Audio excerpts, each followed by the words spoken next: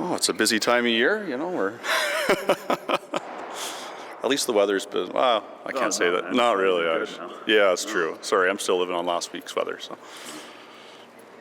Yeah, no doubt. Cool. So I guess just explain a little bit about why the renewed mandate was offered now and what sort of led to the decision to go that route. Well, you know, I've said over the last several weeks that we were reviewing our mandate and trying to understand, you know, where there was potential opportunity for government to make us, you know, a step forward towards getting a deal done. You know, there's, you know, as I've said also previously, you know, I hope that both sides in this agreement are considering that and working on that. You know, I've certainly been working diligently with my colleagues here in terms of getting to what a renewed mandate could look like. So certainly, you know, once we had agreement on that within government, we were able to put that forward to the Teachers Federation yesterday. And I guess with respect to that mandate, is it exclusively wages that are part of the new mandate, or are you able to elaborate a little bit on what the GTBC is able to discuss or negotiate at the parliament? Yeah, primarily, I mean, there's obviously a new salary mandate in where we're going. There's a couple of smaller items as well that I think that we've made some progress on in terms of what the government mandate is. I don't want to get too into details on those right now. I think that's really, you know, I want to provide the GTBC and the TBC the best opportunity to have those discussions Monday, Tuesday next week. But yeah, there's multiple items as part of the renewed mandate. Is any of it related to classroom complexity and composition? You know, as I've said before, we don't believe those conversations belong at the bargaining table. So that's not part of the renewed mandate. But, you know, I think, as I've outlined previously, you have seen us as government make several moves on classroom complexity over the last several weeks. Obviously, you know, with the pilot projects that we've announced, and we look forward to having more to say about those pilots next week. You know, and, you know, again, government has made previous steps in terms of in-year investments. You know, the previous $20 million to deal with enrollment, $20 million to deal with complexity in this school year, the $7 million every year that's been for the last several years to make sure that more EAs can be in Saskatchewan classrooms. So again, I think on that topic, you have seen movement from government, but we have been consistent that we don't believe that those discussions are at the bargaining table. They're with school divisions. And I guess I know that we've asked this, you know, a number of times, but I mean, so in BC, in your home province, BC, the BC STF went to the Supreme Court. It's, you know, within the purview of bargaining that can occur at the table. Yeah. Discussions about classroom complexity, composition can occur there. Yeah. Education Act in Ontario has a ratio of 1 teacher to 23 pupils. So there are ways to directly address this through policy and at the bargaining table. So I suppose, again, while there are the 27 school divisions and you say that it rests with them, yeah, you write their budgets, you write, you know, what essentially they're able to allocate. So why not engage on some different tactic here? Yeah, well, you know, first of all, I grew up in BC, but Saskatchewan's my home province now, and you know, when it comes to how, you know, why we believe it's not part of the provincially collective bargain agreement is, you know, again, the 27 school divisions that we have in the province are incredibly unique. I can't speak for school divisions in other provinces, and, you know, so again, we believe those discussions happen best with school divisions. As I said last night in my video, we are looking at making significant investment in the upcoming provincial budget to education, but that those monies will go to school divisions that are locally elected by their communities to make decisions around how those additional dollars are spent in their school communities and in classrooms to support students. You know, and in terms of including it in a provincially bargained agreement, I don't think long term that's what's best for education in Saskatchewan. How much of a impetus was what was going to be scheduled for today? Was the noon hour supervision shut down basically?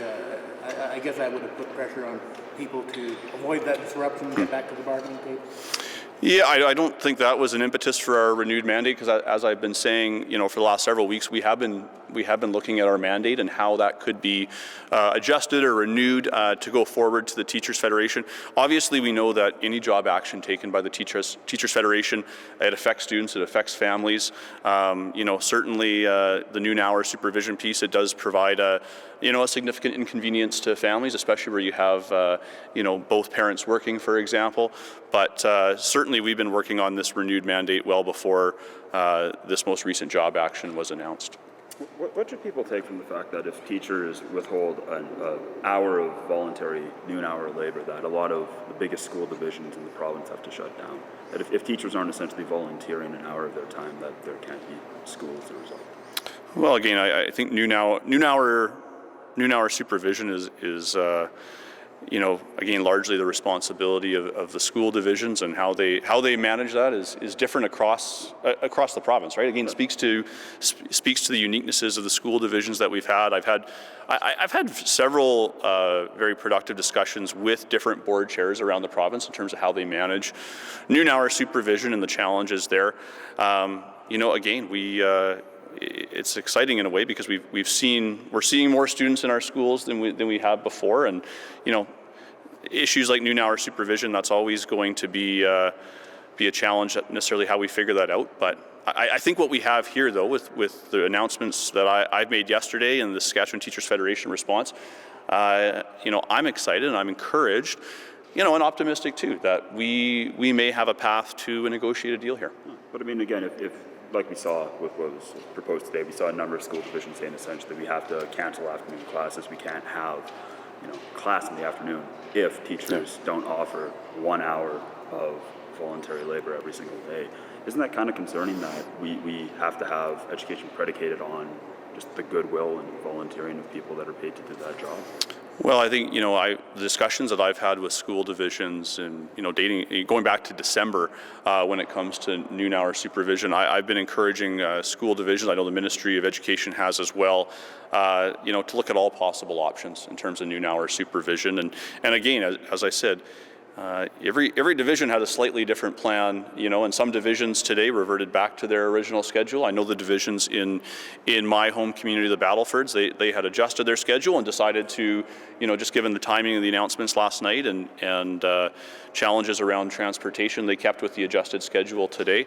So again, these are decisions that school board staff, they have experience in making these decisions and adjusting their schedules as needed. So now that you're getting back to the bargaining table next Monday, what's it going to take to get a deal done? Like, what do you see happening here? Well, I hope. I think what it's going to take is two sides that want to earnestly negotiate and get a deal done that's going to work for teachers and Saskatchewan families. I think, from government, you're seeing, a renewed mandate that includes salary, but a couple of other items as well. As I've outlined, when it comes to the issues around classroom complexity and some of those challenges in schools, you've seen movement by government over the last several weeks and months, and a commitment to continue working on those issues around classroom complexity with locally elected school divisions, now and at this upcoming provincial budget and beyond that as well. So, I am hopeful that both sides can. We can put the last few weeks behind us and get a deal done that's going to work for everyone in this province. And if there's a bump in the road with these negotiations, or they break off again, what would be the next step? Would it be mediation, or can you maybe take us through what? Well, I've been clear in my communication so far. We want to get a negotiated deal done. That's what we're focused on. That's why we've brought forward a renewed mandate to get a negotiated deal done. I can tell you that as government, we are focused on the next 2 days of negotiating next week, and certainly hope that those are productive days. And I hope that the Saskatchewan Teachers Federation is bringing that attitude to the table as well. And again, our desire is to get a negotiated deal done. The bargaining table is where the best deals are going to happen, and deals that hopefully are fair for everyone going forward. The STF seems pretty set in their demands, though.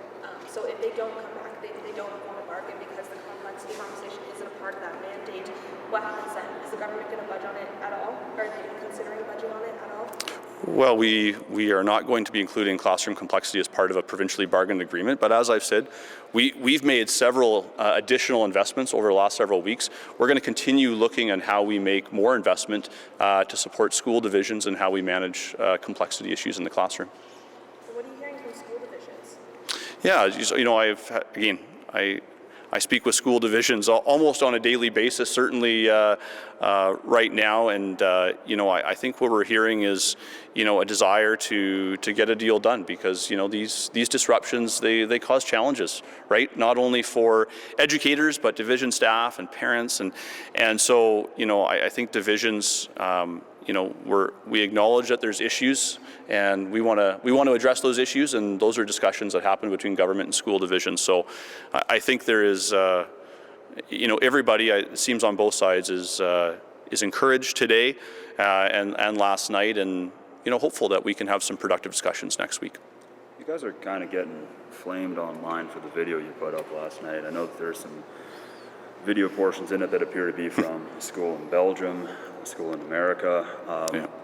I guess, what's the process of releasing those videos? Do you guys just use stock footage, or what's the story behind that? Yeah, I mean, certainly, our media team do, I think, good work here, and obviously, there's, as you guys, this group here understands tight deadlines and so on, and we use stock photos in our footage. I mean, if we're talking about the B-roll in the video last night, we're maybe missing the actual message about what was in that video, because that's really what matters, right? That's what matters to, I hope, STF members, and what matters to parents and families is that you have a government that's brought forward a renewed mandate. We want to get a deal done, and we're looking forward to negotiations picking up next week. I think the one sticking point that I heard was that a lot of parents especially were saying, like, oh, that doesn't quite look like my kid's classroom. I mean, in your time going through the 27 school divisions, obviously you've seen issues of packed classrooms and all the rest of it. I mean, I don't imagine that that footage necessarily looked like the picture in Saskatchewan right now, eh?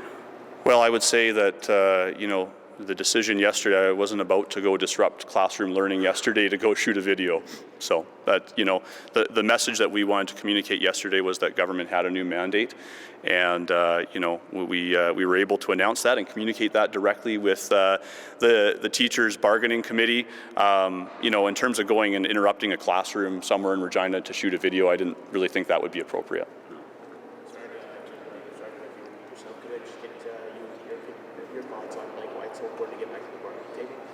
Well, I think we've been clear previously that, and today, that the best deals for teachers, the best deals for families, and a fair deal for taxpayers, that's going to happen at the bargaining table. It doesn't happen with myself going on the radio and then Ms. Beacott going on the radio and talking about our various positions.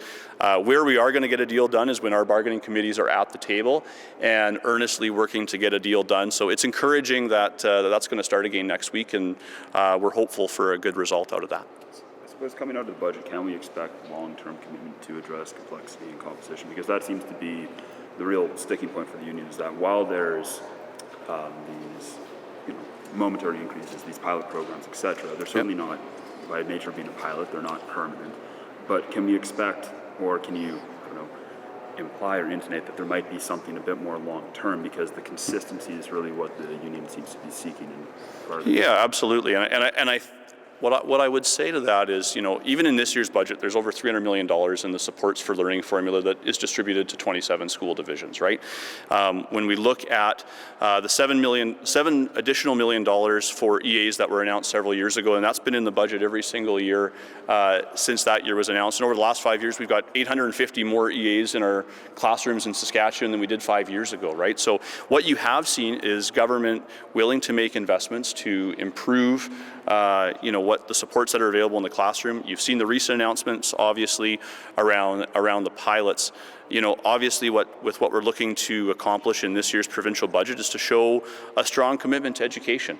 That while we know there's challenges and that there's parents and teachers concerned about that, we share that concern. We want a quality education system in this province, again, because we want our next generation to be able to participate in what we think is going to be some pretty exciting growth in the province over the next several decades. And I think what you will see in this provincial budget is a significant investment, further investment into this sector. Time for a couple last questions. Do you have any concerns about, I spoke to one student that was in a high school class where it was one teacher to 40 students. Do you have a concern about what kind of education those 40 students might be able to get if the teachers facing that kind of a classroom? Yeah, obviously, I mean, I can't speak to that specific classroom or school community, but Composition. yeah, but absolutely. I mean, you know, I go back to a conversation I had with a teacher, a former teacher, pardon me, a while ago, and you know, it's again, you know, classroom size. What I've heard from this particular teacher and other teachers as well is that while size is an issue, composition, you know, they're two very different issues, right? So you can have, you know, say 40 children, but if there's not a lot of complexity in the classroom, then that can be, you know, easier to manage. So again, there's varying situations on what classrooms look like. That's why we leave it to school divisions and school communities to try and say, okay, you know, how if there's a classroom of that size, how do we add additional supports to support the teacher and make sure that kids in that classroom have the supports that they need to be successful and to get a quality education. Would you see utility in trying to find some manner of fast tracking for people that have been long-term substitute teachers in school divisions who are looking for full-time employment, some way of converting them to full-time within school divisions?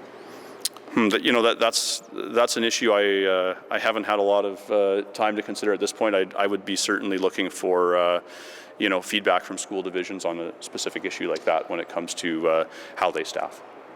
People like parents in daycares, I hate to say, are getting frustrated because this has been going on for so long, because they're the ones dealing with the kids being home and you know, the volunteer hours being taken away on some days.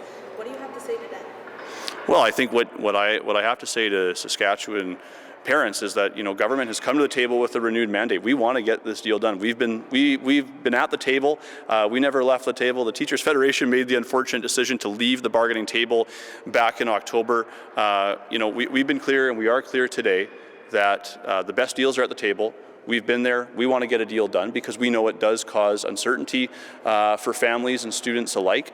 And what you've seen this week is certainly a commitment from government to get back to bargaining and ensure that we can get a deal done that's going to work for people. Are you open to binding arbitration if the next 2 days of bargaining don't go and result in a deal?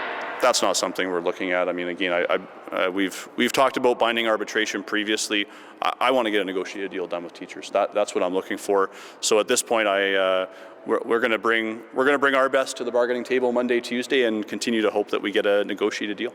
And just to clarify, you are maintaining your position that should be at the school to handle class complexity. You're maintaining. Yes. Thanks, everyone.